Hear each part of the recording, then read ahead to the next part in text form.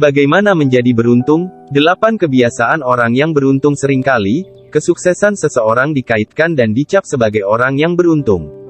Apakah berarti setiap orang yang beruntung akan sukses? Untuk membahas benar tidaknya paradigma ini, yuk simak ulasan berikut ini. Melalui penelitian Susan Roane dalam bukunya yang berjudul How to Create Your Own Luck, Susan melibatkan lebih dari 50 wawancara dengan para pemimpin bisnis.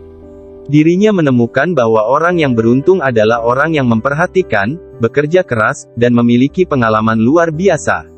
Sebelum masuk ke topik pembahasan, jangan lupa senggol tombol like, subscribe dan share supaya tambah semangat.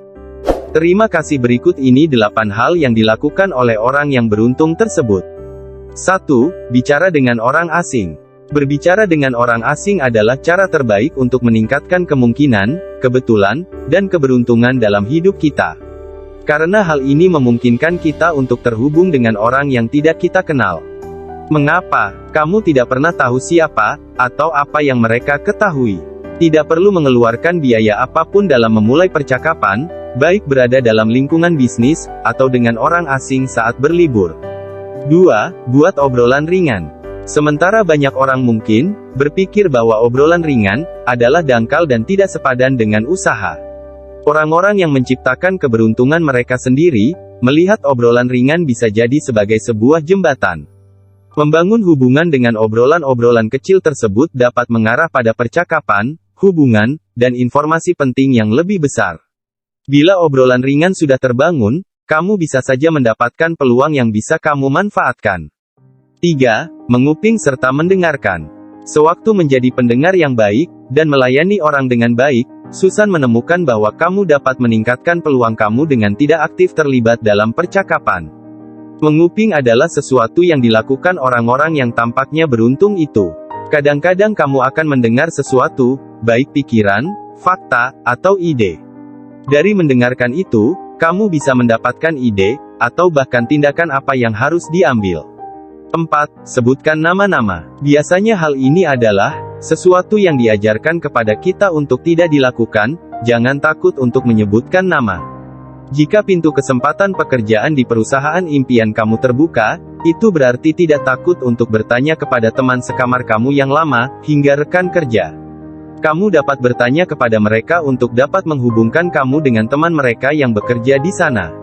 Bahkan, jika itu tidak berjalan sesuai harapan kamu masih dapat mengembangkan hubungan yang berharga. 5. Jangan pernah merusak jaringan. Baik itu meninggalkan pekerjaan, hubungan, karir, atau hanya sebuah ruangan, memiliki perpisahan positif memungkinkan orang untuk kembali. Jadi, teruslah bangun iklim hubungan yang positif. Jika bisa, buat orang-orang ini merasa terpandang sekaligus terpahami. Dari sana, mereka akan mencoba membalas budi. 6. Tawarkan dan minta bantuan. Mampu melakukan keduanya, adalah pondasi jejaring yang cerdas. Orang-orang sukses, tidak hanya memberikan dukungan, mereka memberitahu orang lain, bahwa mereka membutuhkan bantuan. Apa bantuan itu dan mereka mengakui bantuan tersebut serta menyatakan terima kasih kepada mereka. Ketika Sarah Blakely pertama kali meluncurkan Spank, nama-nama besar seperti Neiman Marcus, Bloomingdale's, dan Saks setuju untuk menjual produknya. Tapi tetap saja dia butuh bantuan. Jadi dia pergi ke kontak, atau kenalannya, dan meminta mereka membeli Spank produknya, ketika mereka pergi berbelanja di toko-toko itu. Dia berjanji untuk mengirimkan cek sebagai tanda penghargaannya.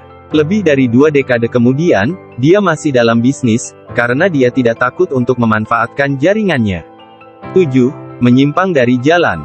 Meskipun mereka mungkin memiliki pelatihan profesional, pendidikan, dan pengalaman di satu bidang, yang beruntung sering memutuskan untuk mengikuti jalan yang tidak diambil. 8. Katakan ya. Banyak pakar produktivitas menyarankan kita untuk mengatakan tidak, untuk mengatur waktu kita. Yang beruntung melakukan yang sebaliknya. Karena mereka berkata, ya, di tiap kesempatan di mana hal-hal ajaib akan terjadi. Dan mereka mendapat manfaat dari peluang yang mengelilingi mereka. Bagian terbaik dari mengetahui 8 sifat ini adalah bahwa kamu dapat mengadopsi dan mengadaptasi yang paling cocok dengan karir dan rencana hidup kamu. Pada akhirnya, kamu bisa jadi orang yang beruntung itu sendiri. Terima kasih sudah membaca artikel ini. Salam dari Den Bagus Blegus, bye-bye.